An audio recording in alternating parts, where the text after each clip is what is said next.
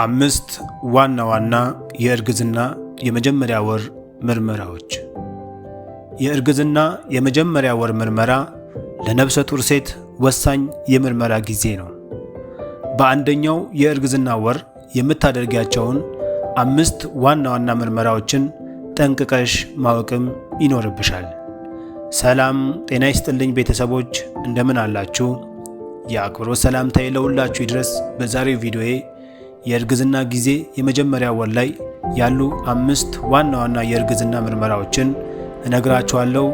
ላይክ፣ ሼር እያደረጋችሁ አዲስ ከሆናችሁም ሰብስክራይብ እያደረጋችሁ አብራችሁን ቆዩ።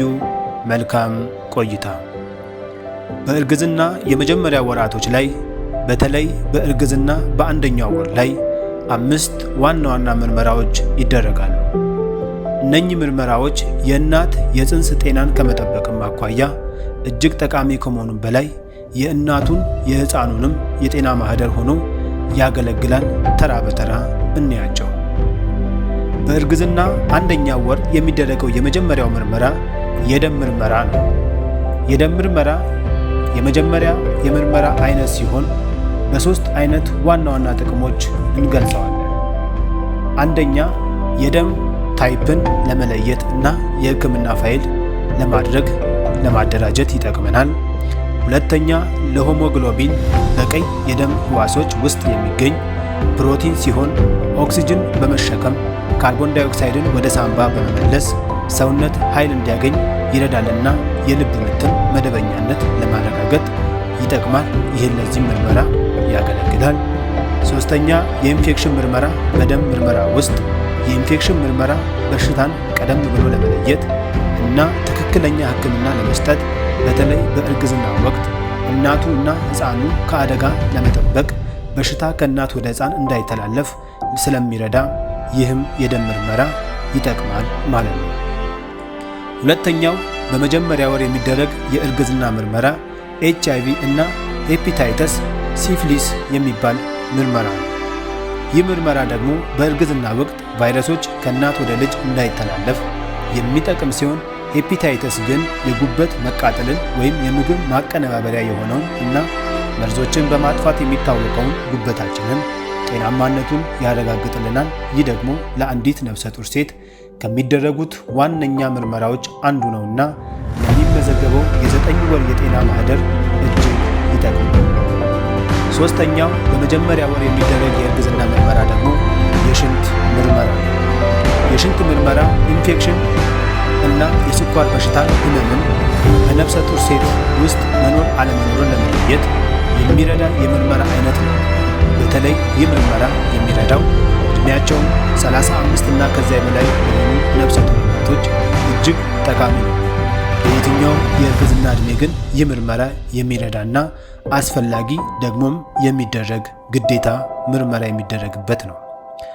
አራተኛ በእርግዝና በመጀመሪያ ወር የሚደረግ የምርመራ አይነት የደም ግፊት ወይም ቢፒ ነው። ቢፒ ወይም የደም ግፊት በነፍሰ ጡር ሴት ላይ ፈጽሞ እንዲታይ የማይፈለግ አደጋ ያለው በሽታ ሲሆን በዚህ ምርመራ ቢገኝ እንኳን የመቆጣጠሪያ መንገዶችን በቶሎ ለማግኘት ይህ ምርመራ በመጀመሪያው በእርግዝና በአንደኛ ወር ላይ ይሰጣል። ይህም እንደ ሽንት ምርመራ ዕድሜያቸው ከፍ ላሉ ነፍሰ ጡር እናቶች ወሳኝ የምርመራ አይነት ነው። አምስተኛውና የአንደኛው ወር ዋነኛ ምርመራ የሚባለው አልትራ ሳውንድ ነው። ይህ ምርመራ ብዙ የሕክምና ባለሙያዎች በዚህ ወር ላይ ማድረግን አይፈልጉም። ነገር ግን ወሳኝ የምርመራ እና በዚህ በመጀመሪያ ወር ላይ ግድ የሚያስፈልግ ምርመራ አልትራሳውንድ ነው። የአልትራሳውንድ ትልቁ ጥቅሙ የሕፃኑን ወይም የጽንሱን ልጅ መኖሩን አለመኖሩን ያረጋግጣል። የልብ ምቱን ይመረምራል። የጽንሱን አቀማመጥ ትክክለኛነት ያረጋግጣል። ምክንያቱም በአንዳንድ እናቶች ላይ ከማዕፀን ውጪ የጽንስ መፈጠር ሊከሰትም ይችላልና ለዚህ ይጠቅማል፣ ይረዳል። መኝታ መንታ ለሆኑ የጾታ ልዩነትን ለማወቅም ይጠቅማል። ከዚህ ባሻገር የአልትራሳውንድ ምርመራ የሕፃኑን የውስጥ አካላት ይመረምራል። እባጭ በሕፃኑ አካል ላይ እንዳለበትና እንደሌለበት እንዲሁም የእጢ መፈጠርን እና ጤነኛ አካል እንዳለው እንደሌለውም ይመረምራል።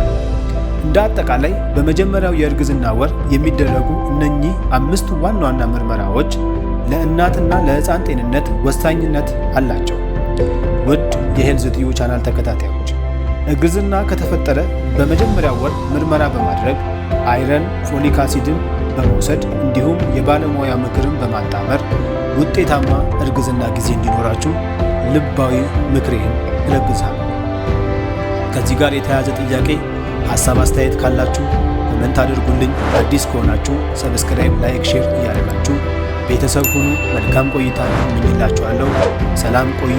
ሄልዝ ቲዩ የሁላችሁ ቻናል